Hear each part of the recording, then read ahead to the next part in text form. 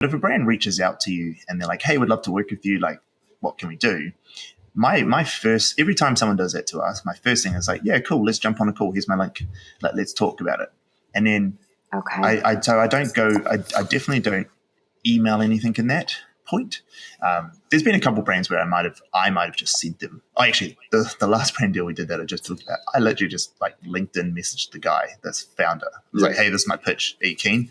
And he's like, yep, done. Let's go. And it was like the silliest transaction. It was just so easy. It was like $8,000. I was like, no, okay, fine. Like all right. That will never happen again. Like that was amazing, but that won't happen again. I love that. I didn't think about that. Just chatting about it. Just chat about it. So then get them on a call. So simple. And then talk to them.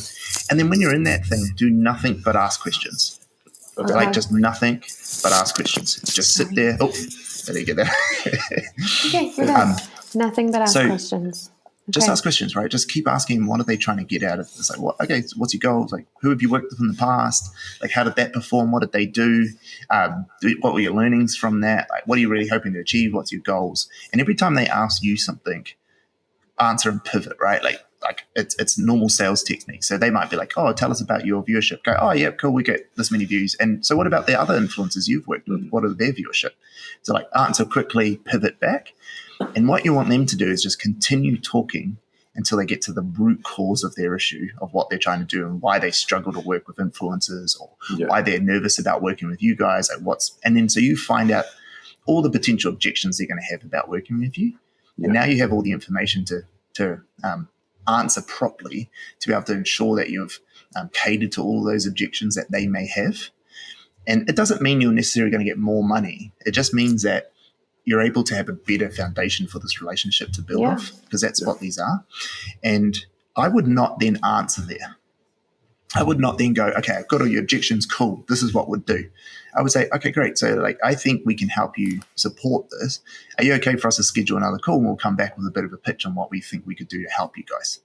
Okay. And then you book that in, you have it booked, and then you go away, you develop out that series or whatever it is that you think of, or this pro, and then you think of your pricing strategy and maybe you have 2 or 3 up your sleeve. So if they discredit the CPM one straight away, you go, okay, cool. Well, some brands we work with on this method, blah, blah, blah. So you have a couple methods.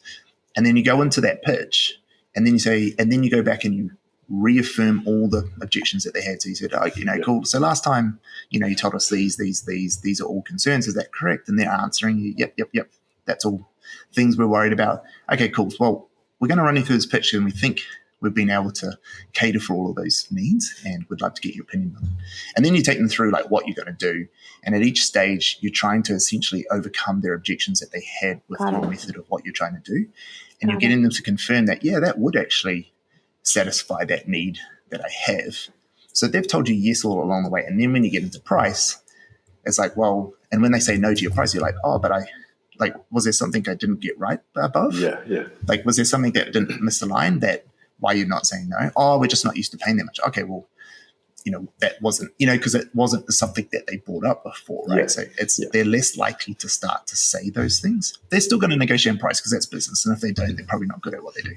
But it gives you more leverage to be like, people will act consistently with the way they've acted in the past, right? This commitment and consistency principle, where what you've said yes to in the past, you're more likely to continue to do the same thing. So if they've said yes this whole way, like, you're right, that's what we need.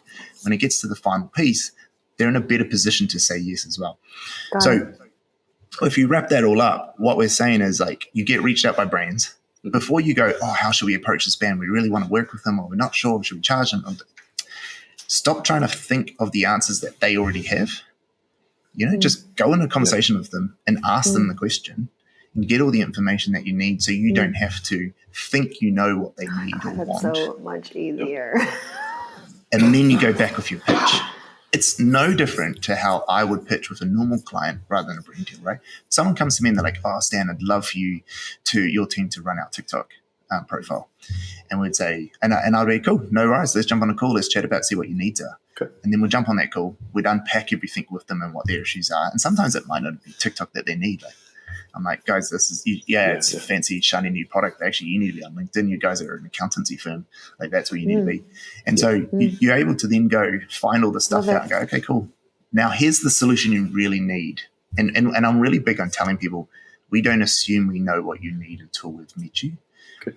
And I always say that to people. And it's actually a real good reassurance to people that they feel like they've been heard. It's going to be a Stan quote.